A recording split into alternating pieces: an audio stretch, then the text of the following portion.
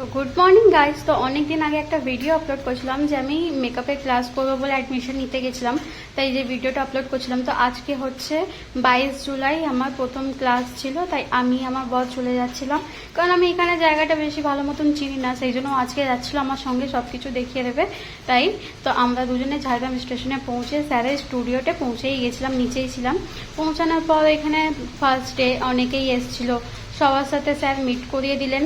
তারপর আমরা বসে একটু সবার সাথে মিট করলাম, চেনা পরিচয় হলো একে অপরের সাথে।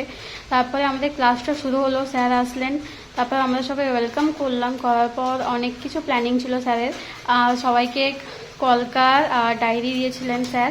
তারপর সেটা দেওয়ার পর দিচ্ছিলেন আর প্রথম ডে ক্লাস সবার সাথে দেখা করে খুবই ভালো লাগছিলো। এবার ডায়েরি দেওয়া কমপ্লিট হয়ে যাওয়ার পর স্যার দিয়েছিলেন একটা কিটক্যাট আর ফুল দিচ্ছিলেন, তাই সেইটা দিয়ে মিষ্টি মুখ করেই ক্লাসটা আরম্ভ করবেন। তাই এখন সব একে একে করে হয়ে যাচ্ছিলো, আমারও ফুল দেওয়া কমপ্লিট হয়ে গেছে স্যারে। তারপরে উদ্বোধন করলেন স্যার আজকে ক্লাসটা কেক কাটিং করে। কেক কাটিংয়ের পর আমাদের ক্লাসটা আরম্ভ হয়ে যাবে। আর আজকে প্রথম দিন, তাই ক্লাস ছিল হেয়ারের, তাই আগে কেক খাইয়ে দিল, তারপরে ক্লাসটা শুরু হলো।